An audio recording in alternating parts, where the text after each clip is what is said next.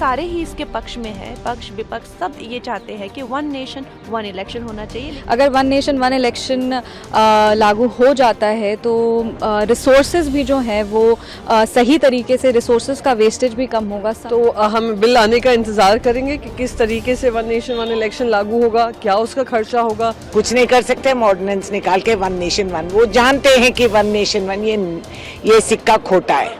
हर 6 महीने में 3 महीने में इलेक्शंस होना, इतना ज़्यादा खर्चा सरकार का होता है। पूरे देशवासियों के लिए सबसे बड़ा चैलेंज हमारे लिए ये बन चुका है। ये एक देश के लिए जो वन नेशन वन इलेक्शन एक उत्साह की एक लहर लेके आया है। सबसे बड़ा चैलेंज एक तो इतना खर्चा होता है, 3-4 महीने में सारे अधिकारी जो है वो ड्यूटीज़ पे लग जाते हैं, सारे संस्थान रुक जाते हैं। और सबसे बड़ी बात जो है हमारे देशवासियों के लिए, उनको बार बार जो है वो प्रमोट करना, बार बार उनको भेजना वोट देने के लिए।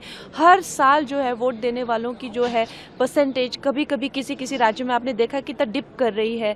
तो ये एक this is the need of the hour. और आई थिंक सारे ही इसके पक्ष में है, पक्ष विपक्ष सब ये चाहते हैं कि वन नेशन वन इलेक्शन होना चाहिए। लेकिन ये बहुत पहले होना चाहिए था। लेकिन ये सारे जो काम है वो हमारे प्रधानमंत्री नरेंद्र मोदी जी के ही कार्यकाल में हो रहे हैं। धन्यवाद। बिल्कुल बहुत अच्छा बिल है। हम मतलब मेरी सोच में हमने हमेशा चाहा है कि वन नेशन वन इलेक्शन हो। लोक जनशक्ति पार्टी ने इसके समर्थन में भी बात किया है, क्योंकि ऐसा लगता है कि जब हम लोग अक्सर देखा करते हैं कि जब अलग अलग जगह पे चुनाव होता है और अलग अलग समय पे होता है तो पूरा फोकस चुनाव की तरफ शिफ्ट हो जाता है। देश के विभिन्न मुद्दों पे उतनी चर्चा नहीं हो पाती है। पूरा संगठन जो है वो इलेक्शन की तरफ फोकस करने लगता है।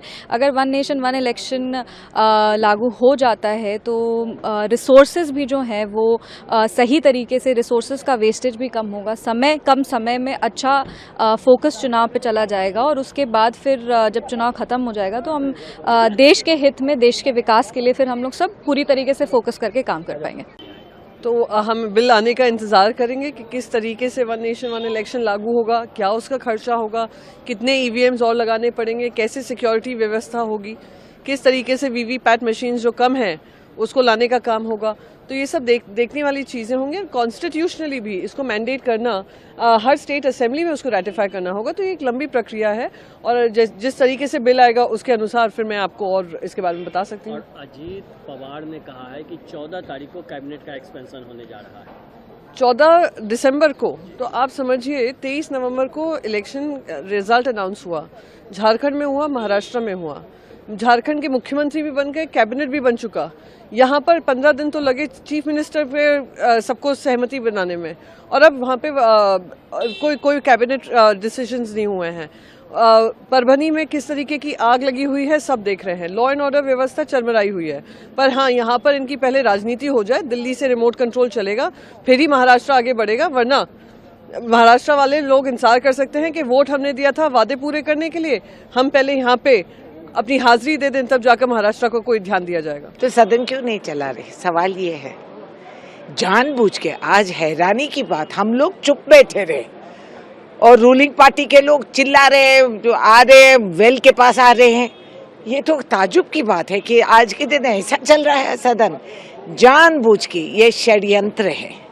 जानबूझ के कल का दिन ये ऑर्डिनेंस निकालेंगे, बोलेंगे कि हाउस नहीं चला, इसीलिए हम कुछ नहीं कर सकते। हम ऑर्डिनेंस निकाल के वन नेशन वन, वो जानते हैं कि वन नेशन वन ये सिक्का खोटा है, फिर भी ये बोलने नहीं दे रहे, एलओपी को बोलने नहीं दे रहे। हैरान सी बात। हम हाउस सदन नहीं चलाना चाह रहे हैं, अपना मनमानी कर रहे हैं, जिद करके उनको जो मर्जी करना है कर देना है, क्योंकि उनके पास आंकड़ों का बल है और देश के हित में, डेमोक्रेसी के नाते बोलने नहीं देते, सूंघने नहीं देते, सुनने नहीं देते, और दिखता भी नहीं उन लोगों को।